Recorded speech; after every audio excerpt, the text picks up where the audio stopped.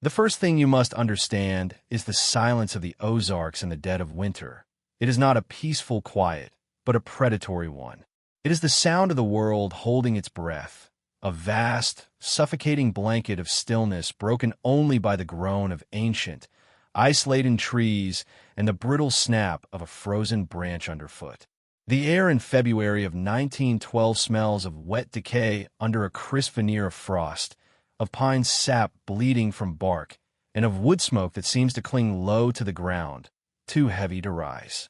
It is into this hushed, waiting world that I, Dr. Alastair Finch, a man of reason and modern science from St. Louis, was plunged, my city-sharpened senses screaming at the primeval dread of the place. My leather medical bag, a symbol of my profession, felt absurdly flimsy in my grip, a child's toy against the immense, brooding presence of the mountains. Every shadow in the tangled hollows seemed to watch me. Every gnarled oak limb resembled a claw frozen in mid-reach. I was searching for the Whitlock homestead, guided by a crudely drawn map and the increasingly vague directions from the terrified folk in the last speck of a town I'd passed through, a place where conversation died the moment I mentioned the name Whitlock. The path was not a path at all, but a deer trail obscured by frost-heaved roots and patches of stubborn, black ice, and with every labored step, the feeling of being led, of being expected, coiled like a cold snake in my gut. The journey had begun as a point of professional curiosity, a letter from a backwoods preacher named Abraham Crow describing a case of profound melancholic hysteria in a young woman, Eliza Whitlock, that had baffled their simple understanding. He wrote of fits, of trances, of her speaking in tongues that were not tongues but something far older and more disturbing. To me, it sounded like a textbook case of severe trauma, perhaps schizophrenia, a chance to apply the nascent principles of psychiatry far from the sterile halls of the university.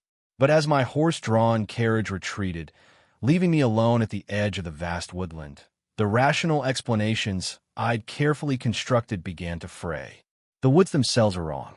The way the light, weak and gray as it was, failed to penetrate the thickets, creating pools of absolute darkness that seemed to shift at the corner of my eye. The way the wind, when it did sigh through the canyons, didn't sound like wind at all, but like a low, guttural whispering, a language just beyond comprehension. I found myself clutching the cold, smooth handle of my revolver, a thing I had brought as a precaution against wolves or mountain folk, but now it felt like a pathetic defense against the creeping certainty that I was an intruder in a domain that did not welcome men. When I finally stumbled upon the clearing, it was less a relief and more a deepening of the dread. The Whitlock place was a testament to a long, slow surrender to the wilderness. It was a 2-story log cabin, slumped and weary, its chinking moss-grown and crumbling. The roof sagged like a tired spine, and a single plume of smoke struggled from the stone chimney, the only sign of life for miles. But it was the trees that surrounded the clearing that stole the breath from my lungs. Every single one, from the mightiest oak to the slenderest sapling, was carved with symbols. Not the simple initials of sweethearts, but intricate, spiraling patterns, glyphs that looked like tangled thorns or ossified veins, carved deep into the bark, the wounds aged and dark with sap. They formed a grotesque palisade, a silent, screaming warning that made the flesh on my arms prickle. The air here was even colder, and the whispering wind fell completely silent, as if the very atmosphere was holding its breath. The front porch groaned ominously under my weight as I approached, my knock on the heavy wooden door echoing with a hollow finality into the waiting silence behind me. The door was opened not by the grizzled mountain man I had expected, but by a man who seemed carved from the very sorrow of the place itself. He was tall and gaunt, his face a road map of grief and hardship, his eyes sunken pools that held a flat, exhausted acceptance. This was Jacob Whitlock, Eliza's father. He did not speak, only nodded and stepped aside, his movements slow and deliberate, as if he were moving underwater. The interior of the cabin was a cave of shadows, smelling of wood smoke, dried herbs, and something else, something faintly sweet and cloying, like spoiled milk or sickness long contained. A fire crackled in the large hearth, but its light seemed reluctant to push back the gloom, clinging instead to the immediate area around the flames. And there, in a high-backed chair draped with a worn quilt, sat Eliza. She was pale as moonlight, her hair a cascade of dark silk against the rough fabric, and so still she might have been a porcelain doll. Her eyes, however, were alive, wide, and impossibly dark, fixed on the flames but seeing something far, far beyond them. She was beautiful in the way a frost-killed flower is beautiful, perfectly preserved, yet utterly lifeless. "She has her bad days and her worst days," Jacob murmured, his voice a dry rustle. Today, she is quiet." For the first 2 days, Eliza Whitlock did not acknowledge my existence. I attempted conversation, gentle probing questions about her childhood, her feelings, employing all the techniques I had learned. She remained a statue, her only movement the slow, steady rise and fall of her chest. Jacob would come and go, bringing her broth which she would sip mechanically, his movements filled with a ritualistic care. It was on the 3rd evening, as a blizzard began to howl outside, sealing us in our little island of firelight, that she finally spoke. I was jotting notes in my journal, the scratch of my pen unnaturally loud in the quiet. Her voice, when it came, was not her own. It was a dry, rasping thing, multi-layered, as if several throats were producing the sound at once.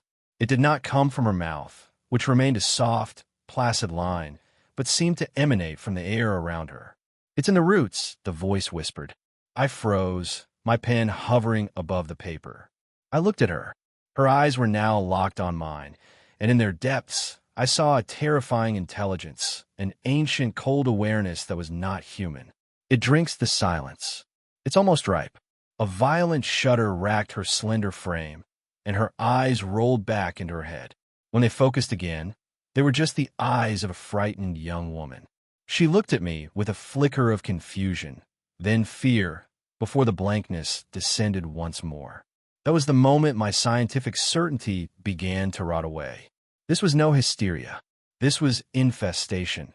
The following week was a descent into a waking nightmare. The entity within Eliza, for I could call it nothing else, began to speak more frequently. It called itself the Weeping One, a name that filled me with an inexplicable, profound sorrow. It spoke of the land, not as soil and rock, but as a living, breathing body. It spoke of the long sleep, underground, and the great hunger that was coming. It knew things it should not have known.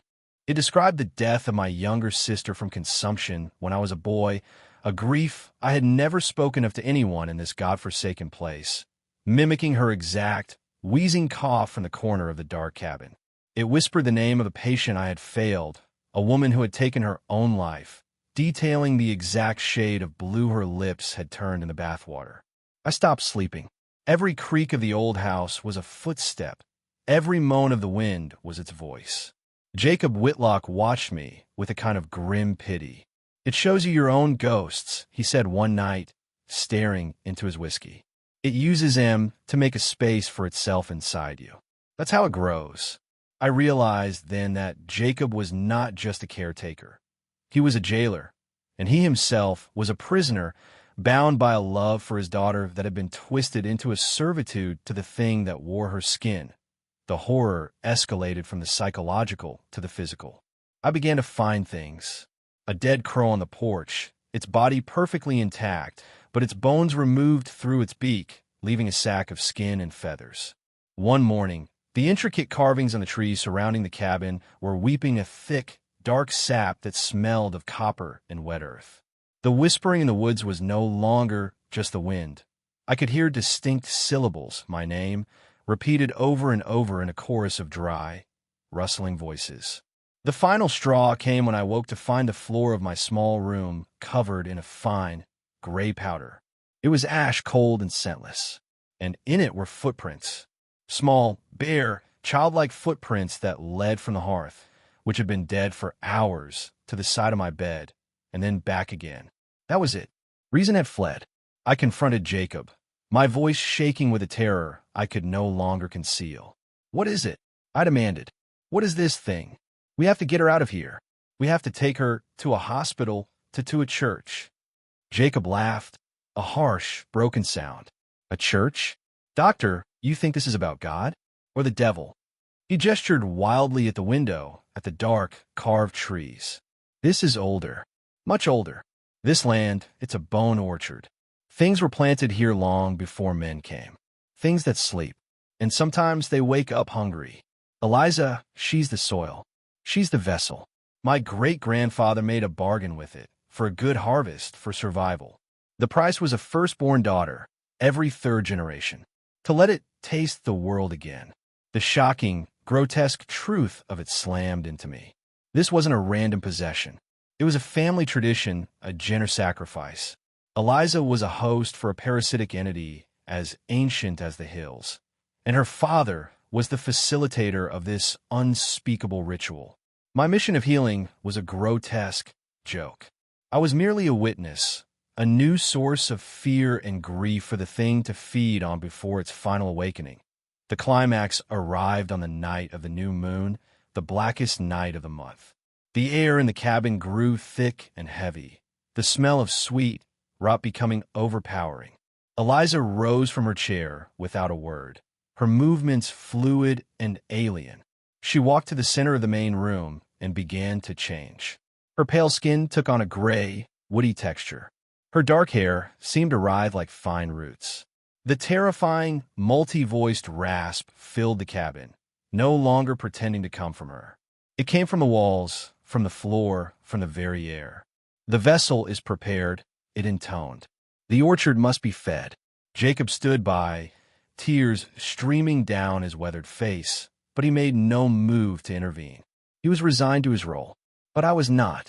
As Eliza's body began to contort, her mouth opening in a silent scream, a crack of lightning illuminated the room through the window. And in that split second, I saw not a monster, but the terrified young woman I had come to save, a prisoner behind the ancient eyes. A final, desperate surge of humanity broke through my terror. I rushed towards her, not knowing what I would do, shouting her name. Eliza, fight it. It was a fatal mistake. The thing that was Eliza turned its gaze upon me, and a force like a physical blow threw me across the room. I slammed into the log wall, my vision blurring. The last thing I saw before darkness took me was Jacob, not moving to help me, but kneeling before his daughter, offering up a small, sharp knife, an ancient, ritualistic blade.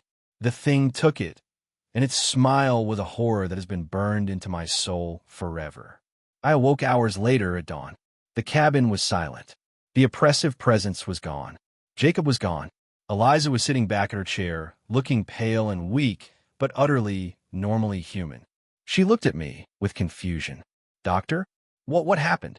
For a wild, hopeful moment, I thought we had one. Then my intervention had broken the cycle. I stumbled to my feet, my body aching, and went to her. I took her hand. It was cold. Eliza, it's over, I said, my voice cracking. She smiled then, a slow, cruel smile that did not touch her eyes. And when she spoke, the ancient, rasping voice was now subtly layered under her own, a harmony of the girl and the god.